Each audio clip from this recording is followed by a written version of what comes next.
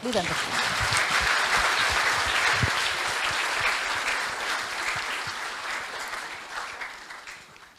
Good morning, sir. Good morning, ma'am.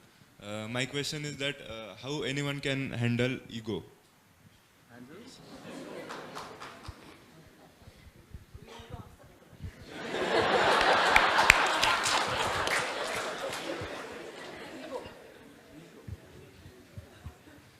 Well, this is a highly philosophical question. And you know, ego is aham, right?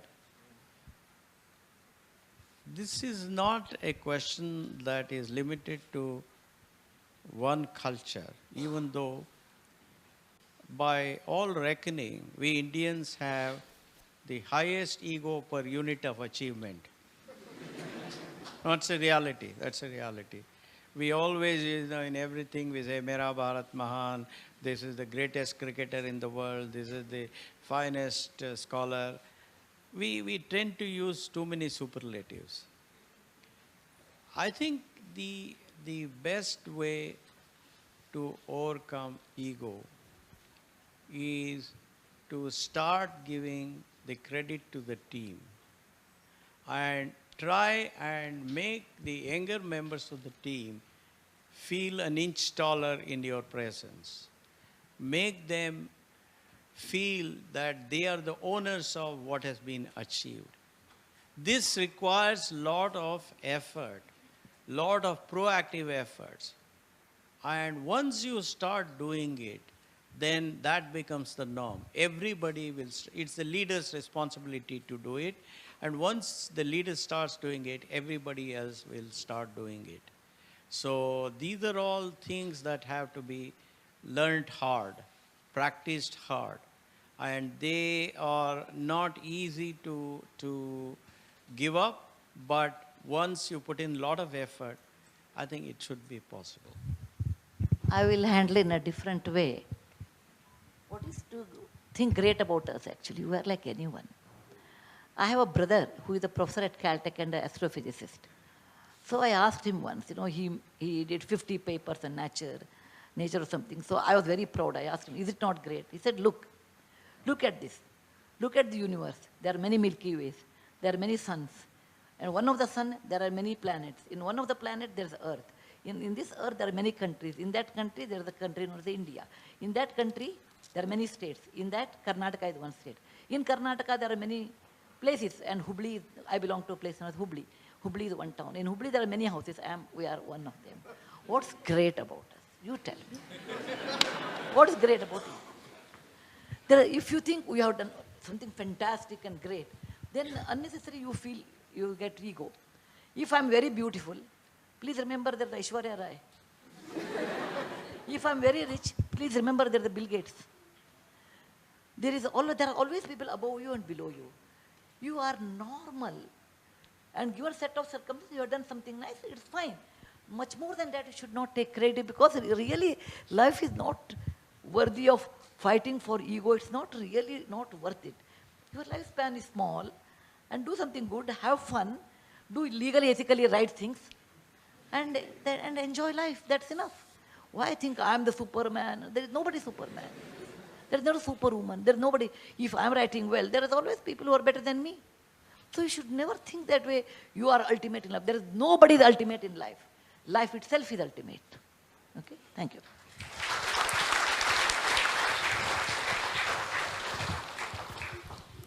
You know, the other day I was coming from London, day before yesterday, and next to me was Kareena Kapoor, who was sitting in her seat.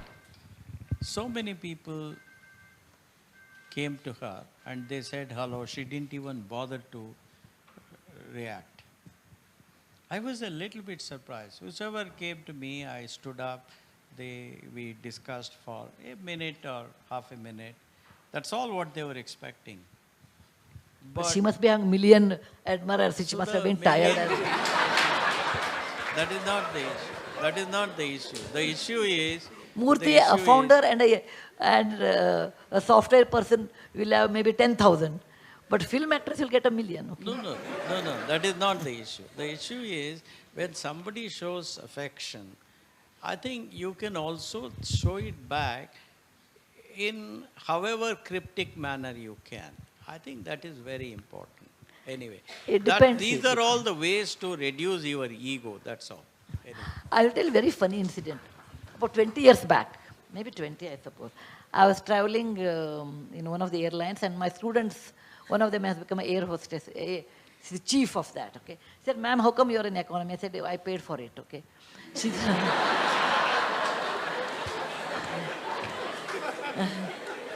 she told me, oh, I will upgrade you to business class. I said, without money, I'm always happy. So she upgraded, and there was a lady sitting next to me. I saw her, and being mothers talk more, women talk more, system analysts talk more, and I'm all three in one, okay? So I said, I saw her, and I said, she was reading a book or something. I looked at her and said, I've seen you somewhere. She looked at me and said, no. I said, my memory is fairly good. Are you an employee of Infosys? She said, no. Did we share the same dais? She said, I don't think so. Were you my student 10 years back or something? There's an end to the shamelessness, you know. Because sometimes there's a batch of 160 and all, you won't remember. She said, no, ma'am, I've never met you before. I said, fine, now that means almost don't talk more, okay? So I said, okay, I will. In business class, you get a film magazine, and I was going through that. I realized who she was. Then I came to know that she was expecting I will sit next to her and say, oh, you are fantastic, I met you. Ma'am, oh, young lady, it was such an honor to meet you, you're so beautiful, or whatever she was expecting. Whereas I was talking to her, were you my student, are you an employee of Infosys? So I was, no,